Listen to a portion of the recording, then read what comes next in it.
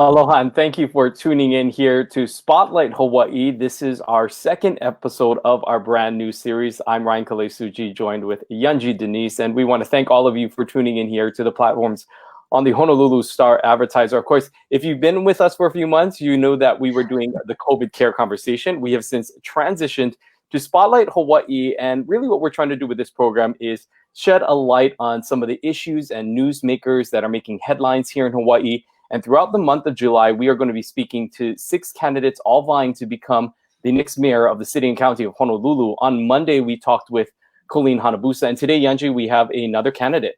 That's right. We will be talking to Mufi Hannemann. Of course, he held this job before, so we would like to know from him why he wants to have it again. We're very excited to dive into the issues with him this morning. As Ryan mentioned, we've shifted gears from the COVID care conversation, but of course, COVID affects so much of everything in life here in Hawaii, and it definitely affects politics. So we're excited to talk to him about that as well. We want to mention that this conversation is brought to you by the Honolulu Star-Advertiser and the Office of Elections.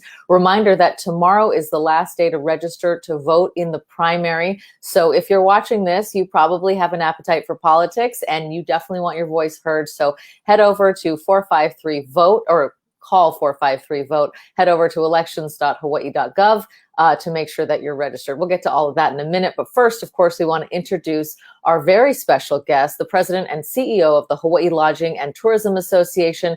That's the state's largest private sector tourism organization. He was elected mayor of the city and county of Honolulu in 2004, re-elected to a second term in 2008. He's the founder of the Pacific Century Fellows. Full disclosure, I was a fellow last year, program modeled after the White House Fellows to mentor local leaders here in Hawaii. And he has a column in midweek. He hosts radio shows. I don't know when he sleeps. And now he wants to take on the job of mayor. We are so excited this morning to welcome Mufi Hannemann. Good morning. Good morning, Yunji. Good morning, Ryan. Thank you for having me on your program. Well, thank you for being here. Let's start with the basics. Why are you running? I'm running because I've had a front row seat. I was on your show earlier when we talked about the COVID epidemic, and I've been able to see firsthand how the state is grappling with how to open Hawaii safely, but most importantly, making sure that everyone understands here in Hawaii that there's a new normal. And from the hospitality perspective, we want to make sure that our workers will feel safe when they come back to work. So we've set standards of hygiene to ensure that we're all on the same page, and most importantly, should I be elected mayor, that's what we want to maintain for all of Honolulu. That being said, every day there's stories about potential bankruptcies, people not knowing whether they're going to have a job next month, whether their health benefits are going to be there. Every time I go out to try to give some businesses to restaurants that have takeaway service, I'm always approached by someone who is hungry, someone who's in need of food. All these things made me realize that it's time to go back. If these were normal times, I probably wouldn't even be thinking about going back to my old job. But I've been tested. I had some major crises when I was mayor. We put together a team that brought us through those crises and amassed an 80% approval rating. So I know how to get the job done. I know how to deal with challenges. And as we go forward now, it's all about health and safety first, bringing businesses back. And that's what we need. We need strong, tested leadership more than ever because of what we're going through. If you think getting through the pandemic was difficult, you ain't seen nothing yet what we are about to face, especially with the businesses struggling to get back on their feet and hire people. When you look at sort of the reopening, and we'll start off with COVID-19 because it's such a top of mind topic right now, and sort of what we are going through yesterday, a record number of cases being reported, the state now looking at potentially pushing back that August 1st date of when we were sort of providing options other than the 14-day quarantine to try to open up travel. Do you think the state is ready? And if you were in the seat right now of the mayor of Honolulu, what would you say to the governor as well as the other county leaders about reopening the state? Do you feel Hawaii is ready for that? I give props to the governor and the 4 mayors and, of course, the lieutenant governor for really wrapping their arms around this issue and trying to make sure that everyone feels safe in this environment that we live in, these beautiful islands of Hawaii. But by the same token, there needs to be a balance. We cannot continue to say just open up the local economy and not have a safe stream of healthy travelers come here. That's why they're spending a lot of time emphasizing the need for people to get tested, to get screened, contact tracing. All of that is very, very important. So I believe I would vote to open it up, but I do it on a very measured basis. Certainly, we're not going to see, for practical reasons, 10 million visitors flowing through and coming through the airport anymore. It ain't going to happen. It's more expensive to travel. 30% of the people surveyed in the United States have said they don't want to travel in 2020. And it's just not going to be that way. It's going to take a while. So we have to start that process, because we've seen now what has happened with just the local economy opening. You know, no one is making any real money, or most importantly, that they can say, you know, I'm ready to hire back a full staff. The other thing too, there's going to be limitations. Restaurant seating capacity are going to be half. Airlines are not going to give you these $200 cheap airfares to come to Honolulu, because for one thing, they can only offer 60% seating capacity, and the hotel room rates are not going to be low at all. I can tell you that, because some of them have lost $1 million to $1.5 million over the past month. And talking to friends like mine, like Roy Yamaguchi with Roy's and fast food places throughout the islands, knowing from the small business perspective, they're hurting. So everyone knows there has to be a steady stream of travelers here. And we just want to make sure that when they come here, not only are we going to test them before they come, but if in fact they need quarantine, we in the industry are ready to step up and say, we're going to provide that quarantine. We used to say we didn't think quarantine was necessary to open up. We understand that people need to feel confident. People need to feel safe about what is happening here. So as I said, I've had a front row seat working with doctors like Dr. Elaine Bello, who's endorsing me in this race, working very closely with Dr. Josh Green, our Lieutenant Governor, trying to find that medium point, if you will, that would give our state officials, our county officials confidence in going forward. One thing I will say this, I wish they would start laying out a communications plan. You cannot rely on businesses in the industry to do that, to say we are safe. It has to come from government, because they have the Department of Health there. They have all the other appropriate state agencies and county agencies, and they really need to lead the charge in that regard. So if they're not ready to do that, you know, that's their decision. But most importantly, let's lay out a communications plan. Let's also set some definitive deadlines by which some of these things can happen. Businesses, people are all about planning, and that has been kind of a herky-jerky situation. So I don't think we can afford to remain closed beyond August and going into September. It's going to be a major catastrophe economically if we are going to be shut down through September. We see a lot of questions coming in, but I just want to ask one more on this, and then we'll pivot to some other issues. But Ingrid Peterson asks, aren't you biased in that you represent the hospitality industry? Do you see your work with HTLA as an asset or a liability when it comes to this issue? Oh, definitely an asset. Let's be clear, Ingrid. This industry provides $17 billion in revenues, $2 billion in taxes. It employs over 200,000 people. Yes, we wish we had another industry, but every governor, we had really good governors, every mayor, really good mayors, they've all tried to diversify the economy. And for one reason or another, it always comes back to tourism. So I understand we need to do responsible tourism. We need to do tourism that's sustainable. And I think we can do all of that at this point in time, because we're not going to see them rushing to the gates to get here. But if we don't open up tourism in a sensible, responsible manner, we are going to continue to take it in the tank. In fact, I was meeting with some nonprofit groups the other day. They're worried because they know if for-profit entities are not making any kind of a profit, if you will, they won't be able to get the largesse that comes from for-profit companies and so forth. So I really believe it's an asset, because I come with that understanding. I come with those relationships. But most importantly, it's the key to open up this local economy. And I think that's what we need to do sooner rather than later. That's why folks like Roy Yamaguchi, Paul Yonamini, Vanessa Kopp, all astute business people are stepping up in front and saying, we need someone like Mufi, because he understands the needs of the economy. Most importantly, he's ready to go to work, roll up his sleeves, and bring us together to figure this out. It's not going to be just based on what the hotel industry wants. It's based on what everyone wants. And so if you talk to the small business sectors across the board, go and ask them. Go and ask them yourself. Go talk to the retailers. Go and ask them yourself. Talk to the ground transportation operators. Ask them yourself. they're all saying we need to open up in some form or fashion. The banks are saying the same. People are coming in every day and they're saying, you know what, I can't afford my mortgage payments. I might have to foreclose on my loan. These things are happening consistently. Unless we bring back tourism in a safe, healthy manner, we're going to suffer way into 2021. And some are even saying 22, 23. That's not good. That's not right. Okay, we want to shift gears a little, and talking about sort of bringing the community together, as you mentioned, recently there have been opposition to developments in areas considered to be sacred lands to Native Hawaiians. There are cases where people also believe that it's a threat to health and safety, from the playgrounds proposed in Waimanalo and Ala Moana Beach Park to the wind farms on the North Shore.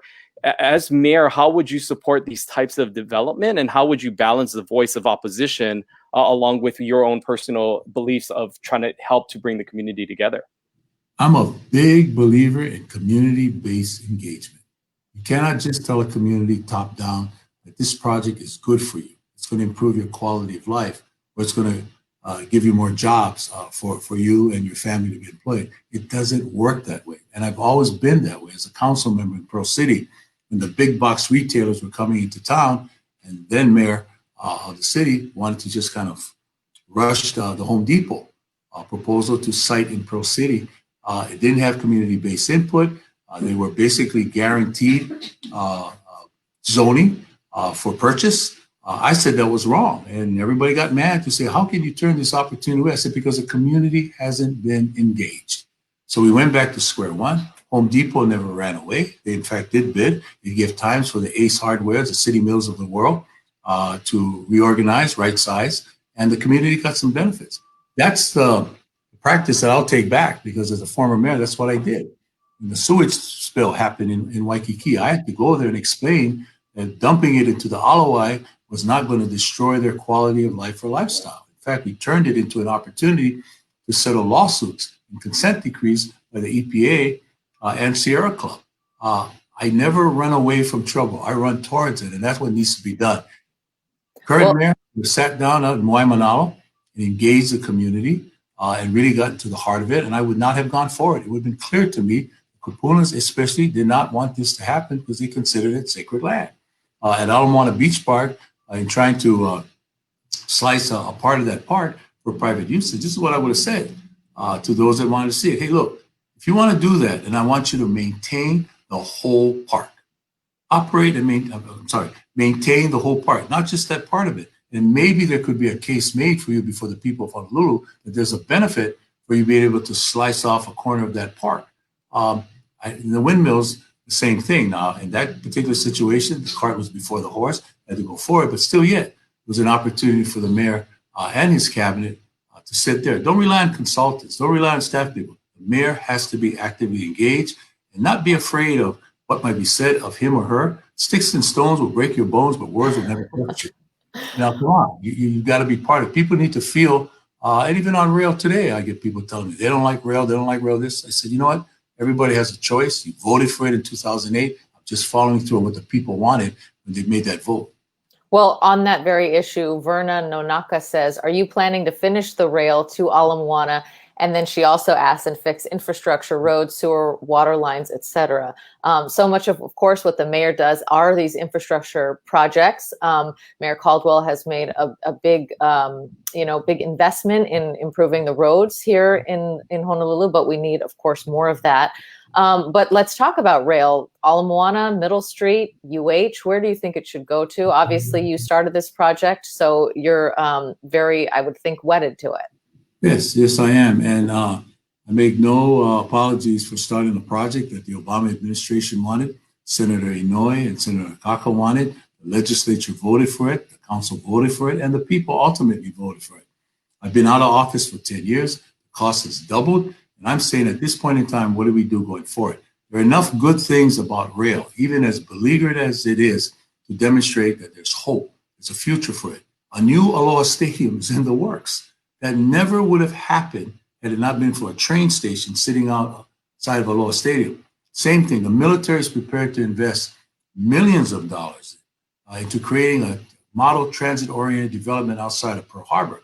And even in Kaka'ako, when I was mayor, it was barren. Nothing moved until I said rail was going to come through. Look at it today.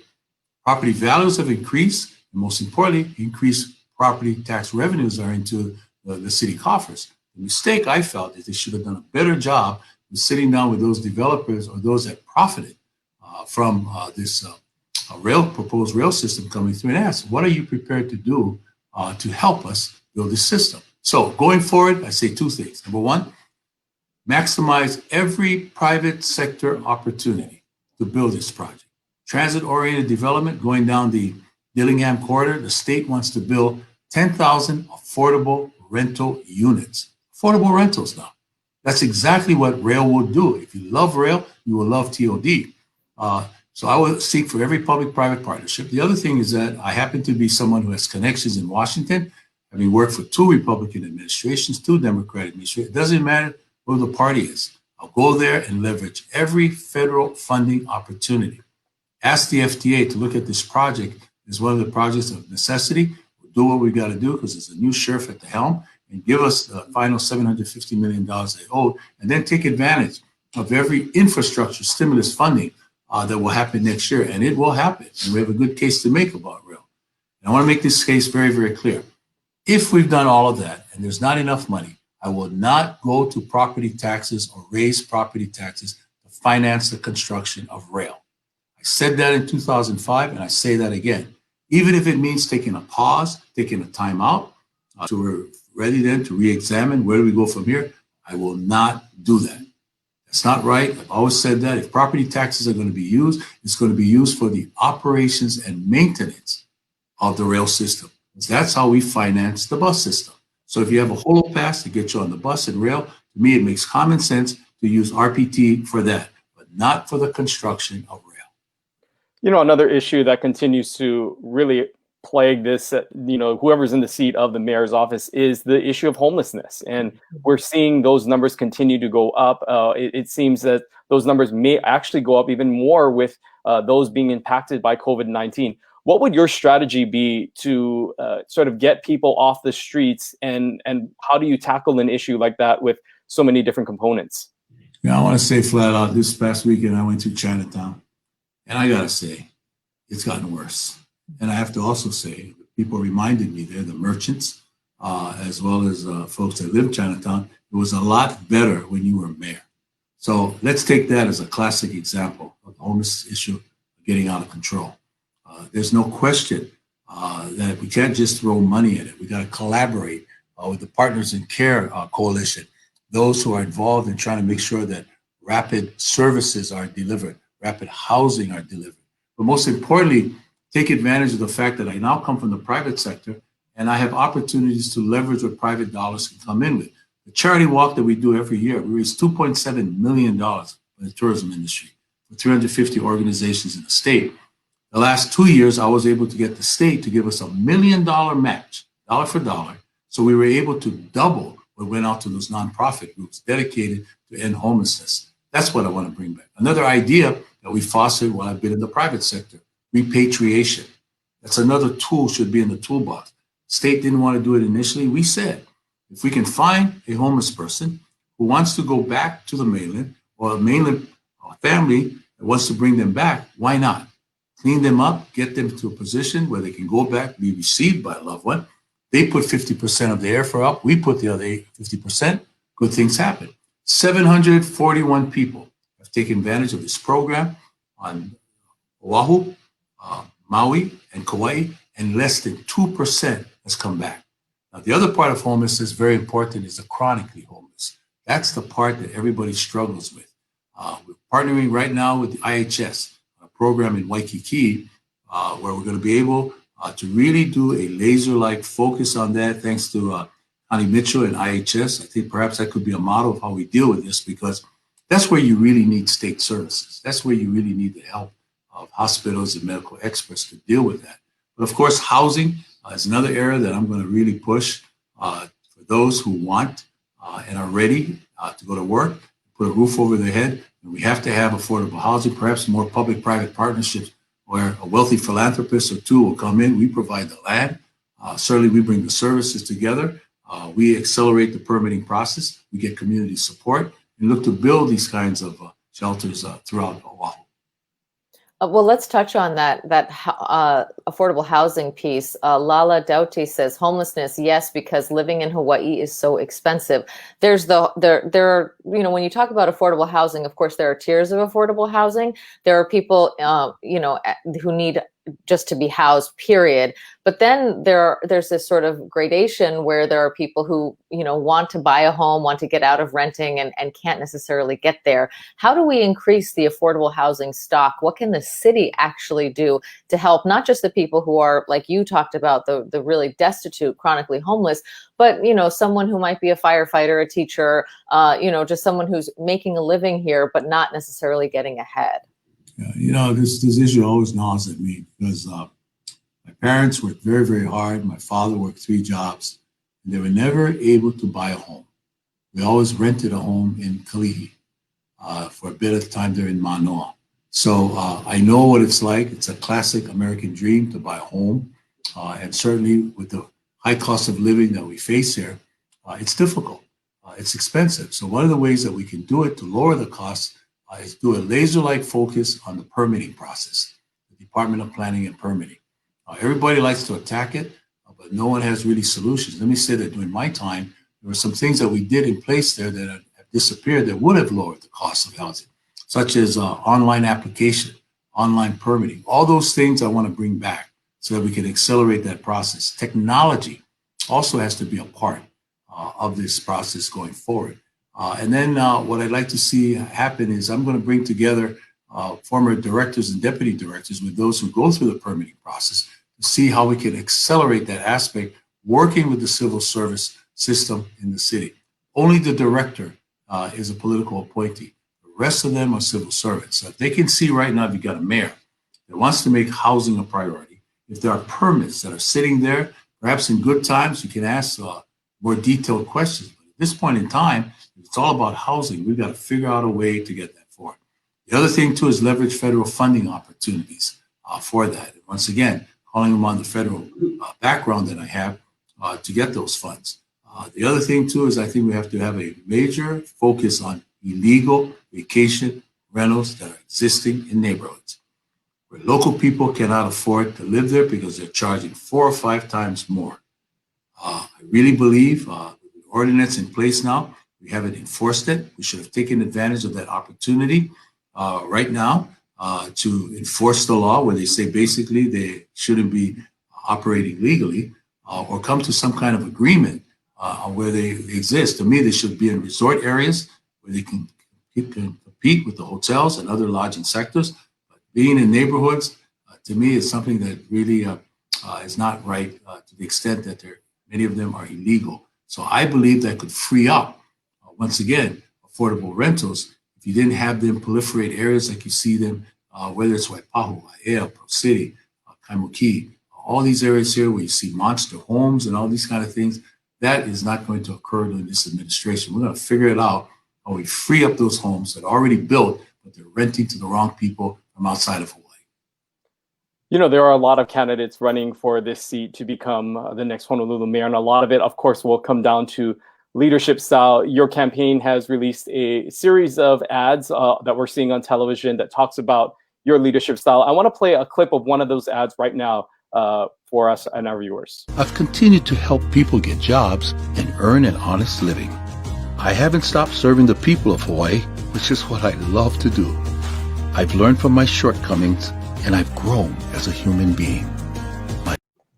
You know, in that ad, you talk about learning from your shortcomings and growing. What specifically are you speaking about from some of those shortcomings, and how have you grown that makes you think that you are a better candidate for the position now than maybe you were when you did serve as the mayor of Honolulu?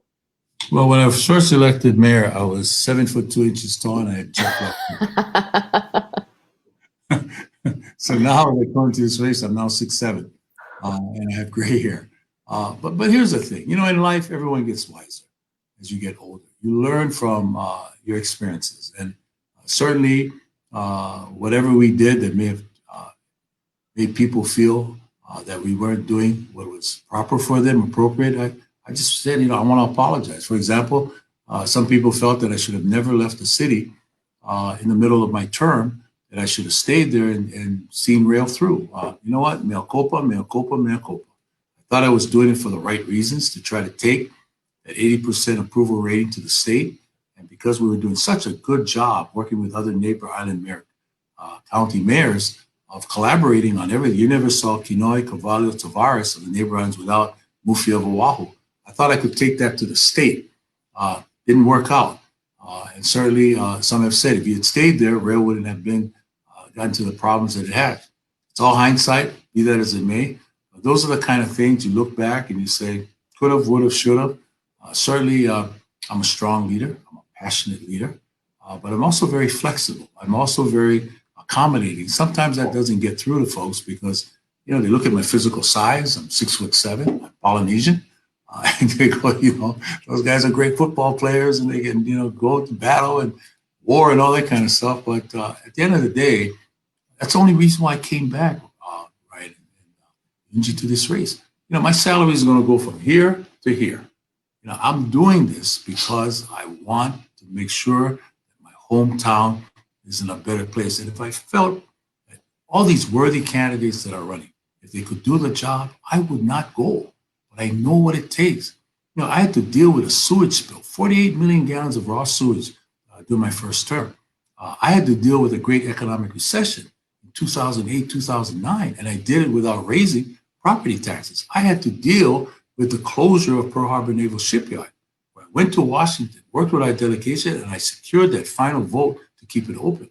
So that's why I'm willing to put all of that behind. And now I come with an experience of a lifetime, private sector, nonprofit, and government experience to put it to work for the people of Honolulu to get my hometown working again. So these are the things that you learn over time. And certainly I'm in a position right now, I think, wiser, I'm older. I think more so that people want to know that what it takes to go into public service is not easy. You have to be able to take the slings and arrows of outrageous fortune and just kind of press on, because at the end of the day, it's between you and your maker and your family and prayers to help you put through it. And that's why I made a very prayerful decision to enter the race again. Let's switch now to our Fast Kind round. We want to talk, we want to get through some of these as fast as we can. And these are kind of fun, kind of get to know you questions. So let's start off with this one. What's your hidden talent? What's something that people might find surprising about you? I actually make a pretty good omelet. That's the only thing I can Okay. It's pretty good. I'm one of those guys that likes to enjoy good food, but I don't cook. It's just my family, Gail, and everybody else. And obviously, I have a lot of restaurateurs, chefs, and friends. But so they said, "What you gonna cook?" I'm even ashamed to say I can cook an omelet. Okay. We're going to try to keep these to one-word answers, Sure. so or one sentence. So next one, what is your favorite sports team? Oh man, I got several, but because he's in the news, Patrick Mahomes, Chiefs. Can't say. If you could travel anywhere in the world, let's say it was COVID-free right now, where would you like to go? COVID-free. I like to go back to where I studied for many years. I have a very great affinity for New Zealand, Aotearoa. That's where I did my Fulbright. That's where I'd like to go. Okay. What candidate running for mayor other than yourself do you admire or respect the most? I respect all of them, because anyone that wants to go in this crazy world of politics, my goodness, it's crazy. So I give props off to them. But I've had a personal relationship with Rick Blangiardi and a professional one. I've also had a professional relationship with Keith Amamiya. Okay. What's the kindest thing that someone has ever done for you? Many things. I can't pick one. But I think it's just, judging me for what I am, as opposed to putting me in a box and a stereotype of what people who like me or my ethnicity or my religion, what they think they represent, but just judging me for what I am and not having a stereotypical image and go, he's that way because he's blank, blank, blank, blank. Okay. Name an elected official, past or present, that you admired or admire the most. Abraham Lincoln. First of all, we were both tall. Secondly, we both lost a lot of elections. That's a great answer. We know that you love to sing. What's your go-to karaoke song? Oh man, that's not fair. Too many, right? Venus, if you will, please send a little girl for me to thrill. Very A girl nice. who wants my kisses and my arms. A girl with all the charms of you. That's my go-to one. Oh, very good. All right. Well, we sort of want to wrap up this time by giving you an opportunity to say your final thoughts and your final comments for those that may be watching and still undecided here in this mayoral race. What would your final thoughts and comments be for those watching and tuning in right now? Once again, these are times of crisis, unprecedented. This is no time for on-the-job training. You need someone who's tested, experienced, that can deal with a multi-million-dollar budget, 10,000 employees, 18 city departments, residing over 1 million people. So I pose this question to you. If you were facing a life-threatening procedure and you had to be on that operating table, would you take a chance with an intern, or would you go with an experienced surgeon? I think that's what really comes down to. If these were normal times again, go with somebody new, go with somebody different. But you need the tried and true, someone who wants to come here and make it possible for Honolulu to be in a good place. Because if you put me back in my old job, I promise I will work day and night to put you back in yours. Mahalo and thank you, and I ask for your consideration to be your mayor again. Okay, Mufi Hannemann, thank you so much for spending so much time with us this morning. We really appreciate it. Thank you very much, Yunji. Thank you, Brian. Good job. Aloha. Thank you. Aloha. Thank you. Well, good to hear from him this morning, and we haven't had any candidates or any guests that we've had in the last few months sing for us, so that's a first. I like that. But interesting, you know, he pledged right there to not spend any property tax money on building of rail. Operations is a different story, but you know, he put a sort of line in the sand there, which I think is something that a lot of people are concerned about as we see this rail budget ballooning, and really making the case throughout the interview for experience. Yeah, and also talking, of course, specifically about COVID, about finding that balance between opening up. He's saying that we need to be able to support, and bring in those who are outside of Hawaii, as well as calling for a thorough communication plan for businesses and for the state to sort of put that together so that people understand specifically what some of those needs and that narrative would be moving forward. So we have heard now from 2 candidates, and we will continue to hear from more moving forward in our Spotlight series. Yeah, that's right. We're actually going to be hearing from one candidate who he says that he's worked with and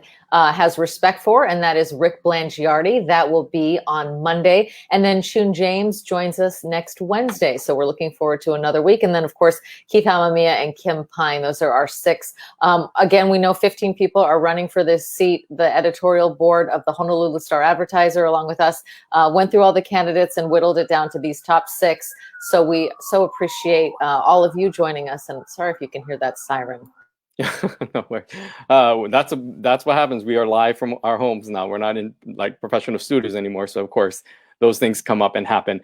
Again, we want to encourage all of you who are watching and are not registered to vote to please do so. Tomorrow, of course, is that deadline. You can find more information and actually register to vote on at the website elections.hawaii.gov or 453-VOTE. We also want to make note that if you somehow miss that deadline, there will still be opportunities for you to register. You're going to have to do walk-ups at Kapolei and Honolulu Hale, where you're able to actually still register. Again, this is the first time Hawaii is moving to an all mail-in ballot voting. There will be no in-person voting. So again, it's important that people register and get registered to vote. If you have questions even about change in address, if your name change, any sort of questions that may have come up about your voting status, you can also contact the information that is listed right now. Yeah, and we so appreciate the Office of Elections for helping to sponsor this conversation, for bringing you these in-depth profiles with the candidates. Also, toward the end of the month, Scott Nago is going to be joining us from the Office of Elections, and he's going to be breaking down what this election will look like. We've had mail-in voting before, but we've never had an all mail-in vote. This year, the slogan is, your mailbox is your ballot box. So what does that mean on the ground? We'll be hearing from Scott Nago. Again, that's toward the end of the month. We so appreciate all of you being here with with us this morning. Thank you so much. Have a great rest of the week. Make sure to wear your mask, socially distance, do all the things that we all know we need to do to keep our numbers down. That number yesterday of 41, you know, when I got that news alert, Ryan, I was sort of sent a little chill through me. So we want to try to make sure that we do all the things and behave responsibly so that we can get out of this crisis stronger together. And we'll see you back here on Monday with Rick Blangiardi. Aloha. We'll see you on Monday, as Angie said, at 10:30, right back here on Spotlight Hawaii. Aloha.